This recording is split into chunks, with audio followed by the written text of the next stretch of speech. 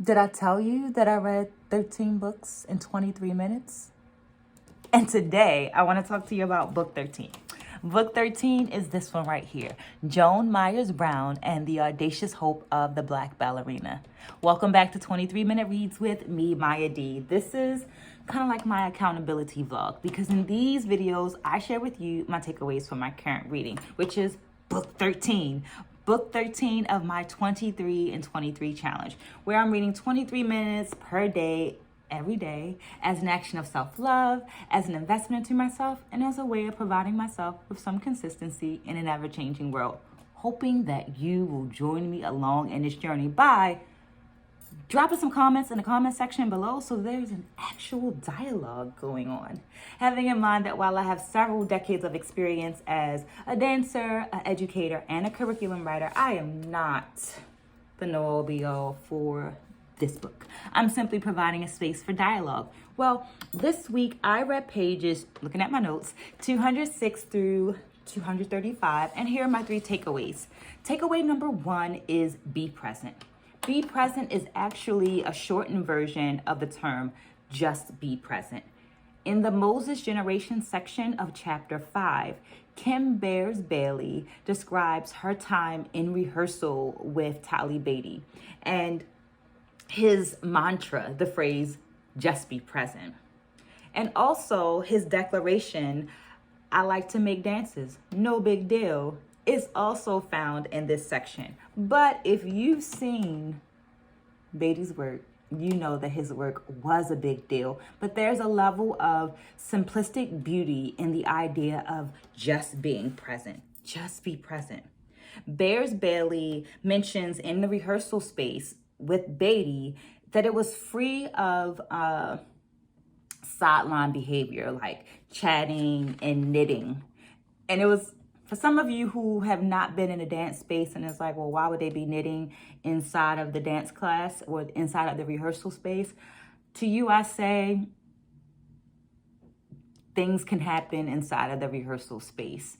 And some people need to multitask, for lack of a better way of explaining it. But what we find out in this reading is that that was not the case in Beatty's section, in Beatty's rehearsals, excuse me. One had to be focused. They had to be not distracted, right? In order to move past just performing the movements, you had to be present in order to embody the context of the dance pieces. Because in some of these cases, dancers are learning choreographies that were made probably before they were born or were actively engaging in the world. Like if you were a toddler, right, you have memories, but your memories will be different than somebody that might have been like a teenager or a young adult during those times. I felt like this idea of just being present in the moment, to just be present, was also a reminder that as a creative, we are always choosing.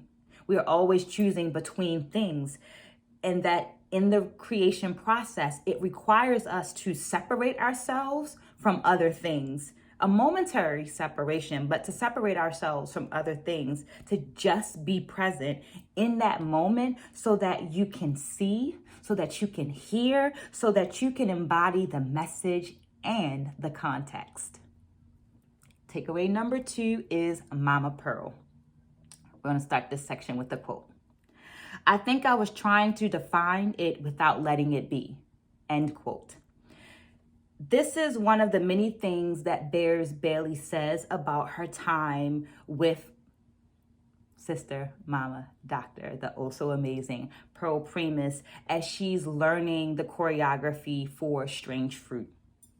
To give you context, at this point in history, ADF has created this opportunity for Primus's work to continue into the future. And this is being done by a few of her signature pieces being put on members of Danko, the Philadelphia Dance Company. And during these rehearsals,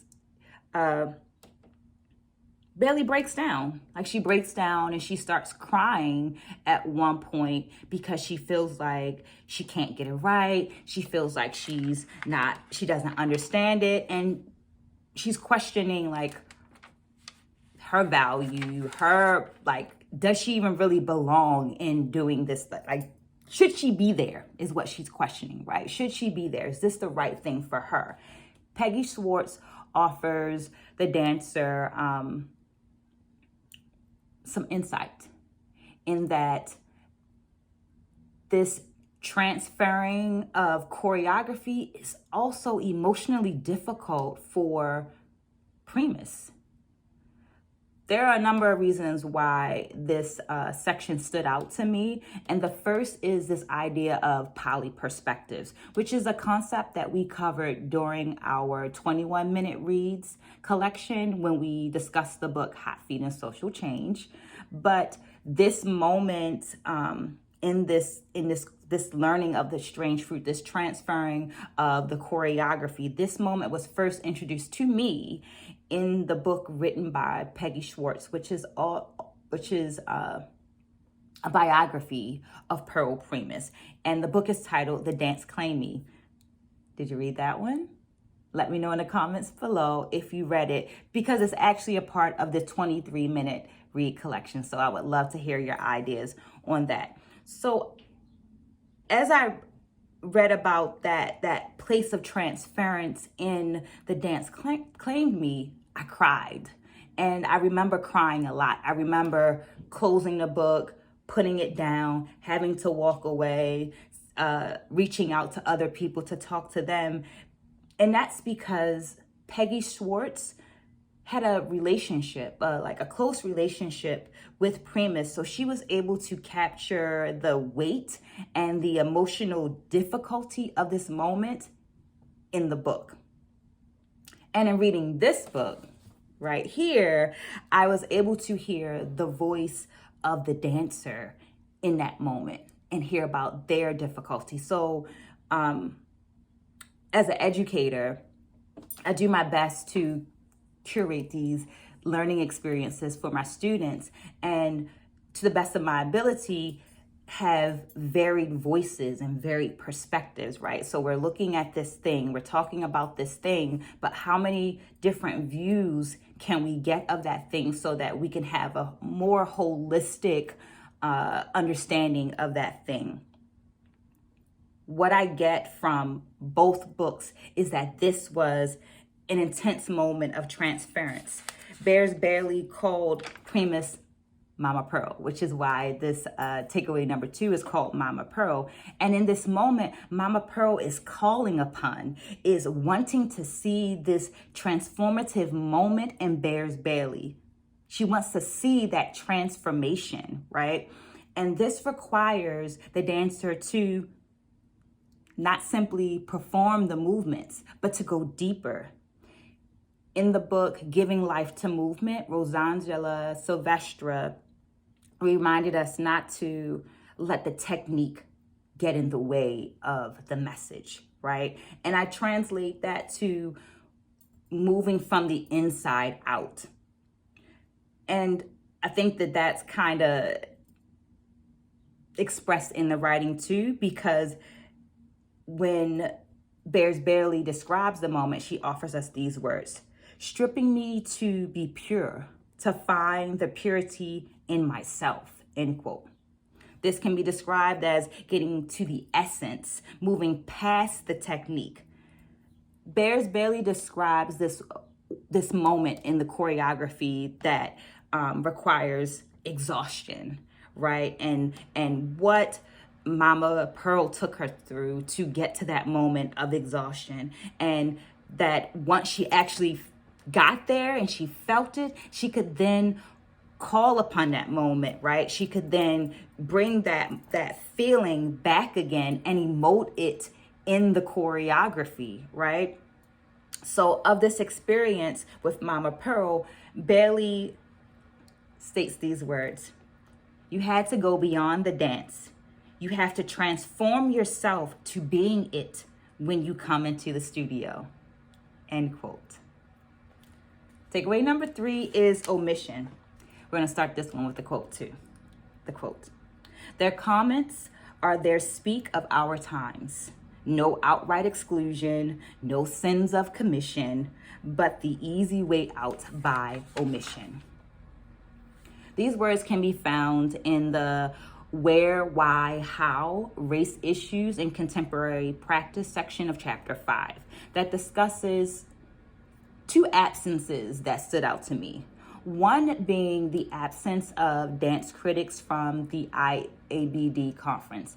IABD is short for International Association for Blacks in Dance Conference and Festival, that at the one is mentioned in the book at this moment is the year that it took place in Denver, Colorado. And the absence of the dance critic is problematic because a good product will and can still suffer from bad marketing or little to no marketing, right? And in this case, the dance critic is an amazing marketing tool because they can speak about their experience with the product to the masses. In this section is noted that dance critics are making appearances at other festivals. So the question is then, why are they absent from IABD? Especially since the author explains that the quality of the experience at IABD is equivalent to the experience at ADF, the American Dance Festival, and Jacob's Pillow. And the critics are there, but why are they absent from IABD? The second is the absence of recruiters from high schools, right? The author recounts an experience at a meeting for the Dance Critics Association where 3 major ballet companies, I'm going to go with a quote, lament that they could not recruit Black dancers. This was kind of shocking because one of the companies is only a few blocks from Duke Ellington High School, which is a really great performing arts high school. As someone that has been a recruiter for a university and has worked in diversity, equity, inclusivity, and belonging, there's this moment of acceptance and reflection when you notice that your ideal population and your current population are different, right? And in that moment, it's a good time to take an assessment of your practices and your behaviors. So in this example, are you intentionally putting yourself in places and in spaces that build mutually beneficial relationships with your ideal population? So in this case of being absent, right, this is actually a great space to kind of flip that.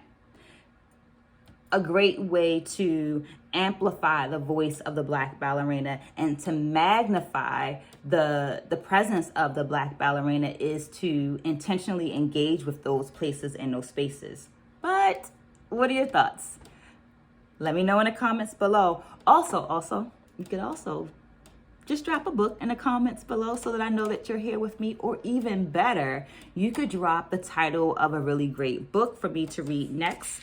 Remember to like and subscribe if you liked this video or found it interesting in any kind of way. Again, my name is Maya D. This has been 23 Minute Reads. Stay blessed, spread a good word, and I'll see you again soon. Take care.